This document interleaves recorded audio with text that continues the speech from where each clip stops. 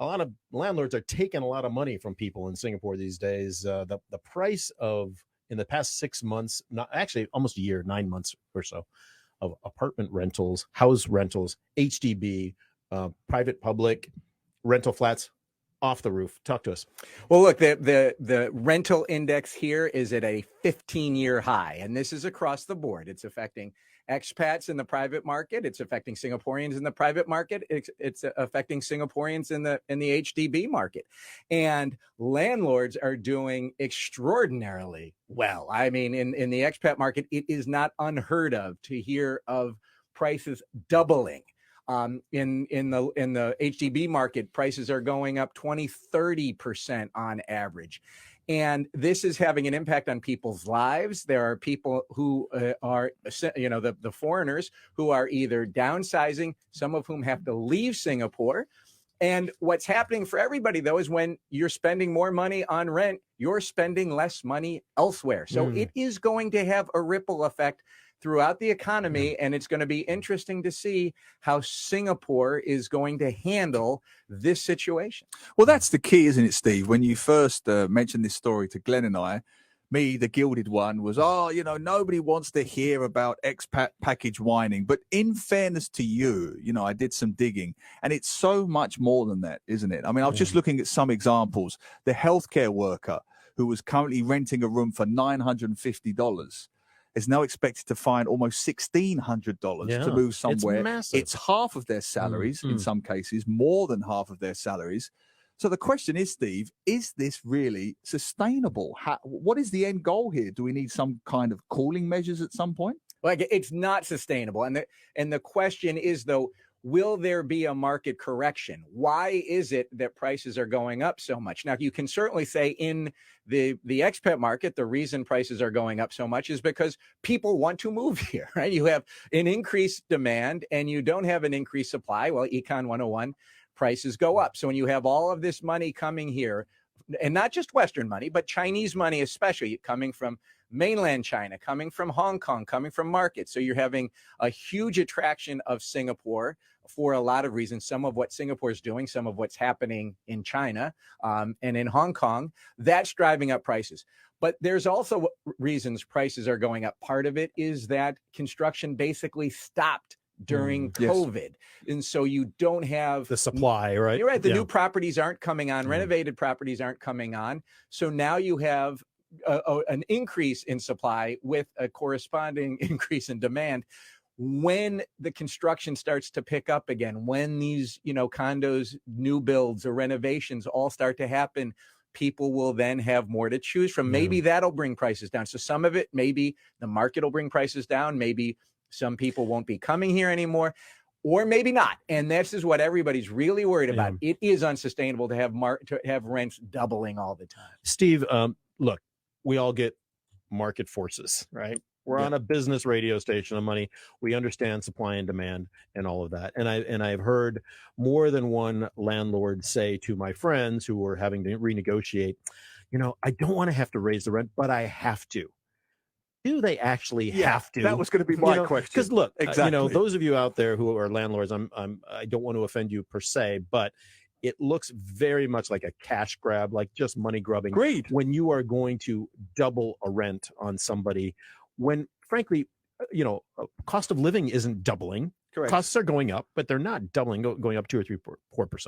Well, look, and that's the question for the Singapore government. Look, the market's going to do what the market's going to do. And it's not, I wouldn't put any blame on the landlords for getting as much money as they can. But the question is, should there be rent control, which you really don't have in Singapore? You have that in places like New York City, where you don't want to see this happen because New York has said, we want to have people from all across the income streams and living in. That's what's important to us in New York City. So we're going to put in rent control. You don't have that here. Is that something the Singapore government should start to consider going forward? It's certainly, if you look at social media, you'll get my, my LinkedIn and where I put up stories that come out with rent increases doubling. People are saying this isn't fair. And what's going to happen to Singapore? So that's questions for policymakers. I don't think you can really put the onus on a landlord and say, well, you should forego the more money you can get. But where people are going to start to get hit is if the money goes to landlords, it doesn't go to the restaurant owners. It doesn't go to the shop owners. It doesn't go to where people are going to, because they're going to have less disposable income. Yeah. Those people who provide those services, boutique owners, people who sell clothing, they're going to get hit. They're going to get hit here from both the expats and the locals. I'm playing devil's advocate because I actually agree with everything you've just said. But there is an argument that the landlords are spending that money back into the economy. So it's a circle. They spend in the restaurants. They go to the department stores. That's point one. Point two is, Singapore is the place to be, as you've said many times on this show. Therefore, from the lowest to the highest, whether it's the healthcare worker or the biggest expat CEO, they're coming here because they're being paid more. Therefore, they should expect to pay more for their rents and so on. What would you say to that? Well, on the second point, of course, that's what's going to happen. And the question is, do you want that to happen? Do you want to have a society where all the certainly the expat part of the community are all on the wealthier side? And then that's going to drive out others. And you know what? They're going to either downsize. They're going to do what one of my friends is doing. They're going to go to Bali and become a digital nomad, or are they going to go to Dubai where there's no taxes? Right. Or do they go to KL, or do they go to JB, or do they go to Bangkok? So you're going to see that middle market type leave, and then you're going to have a much more wealthier expat here. What does that do to all of the, the tutors and the people who come here with families, take advantage of the sports clubs? I mean, it has a huge ripple effect. So sure, of course, the question is, do you want to have a system in place that's going to be who your population is? That's a question for the government. And I'm sure the flip side to that briefly is, you're also going to get more crowded apartments, aren't you? You're going to get, on the other end of the scale, you're going to get 6 people in one apartment when it should be 4, or 8 people when it should be, you're going to get illegally crowded apartments because the lower end of the socioeconomic scale can't afford these one-room rent increases. So it's going to affect both ends. It affects everybody. And look, we've lived through these blips. I mean, we've all been here long enough. We've seen where the rents have gone up. Never like this. I mean, I remember when rents were starting to go up 30%, 40%, not 100%, like they're hitting for a lot of people, certainly in the expat community at the senior manager level. And so the question is, will the market somewhat self-correct? It's going to be higher than it was 3-4 years ago because Singapore is more attractive than it was 3-4 years ago. But is it going to self-correct enough? And so I think you have to take a breath a bit, and you're going to have to deal with the pain for now, and then see what's going to happen in the next 6 months, 12 months. What's going to happen? I have to say, I am so thankful. My landlord, Marcus, and I had a chat about a year ago when we were starting to renegotiate. And I said, look, I know that he lives in Hong Kong. I said, I know that what's going on in the market here, but I would really appreciate it, given the fact I've been a good tenant. I take care of the place for you, pay rent on time and all. Please don't jack it up 30%, 40%. And to his credit, he said, you know what, you're right. He goes, I do have to raise it somewhat, but I won't do 30 or 40% on you. So, I think those conversations are few and far between between landlords, but thank goodness. Very briefly, I think they're practical. When I previously rented an apartment, I said something similar I said, look, you can kick me out and get someone in, but maybe this doesn't apply today. But if you wait a month, that's a month's rent lost. By the time you get the the people coming in and so on, you sign the documents and all, and repaint and this and exactly. That. So you take that whole month's rent versus the tiny increments you're going to impose upon me.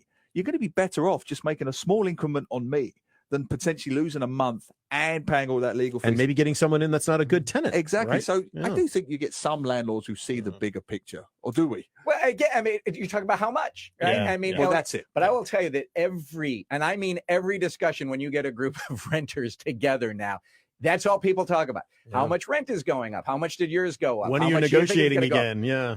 Are you? And I mean, it's downsizing and moving out is happening a lot right now.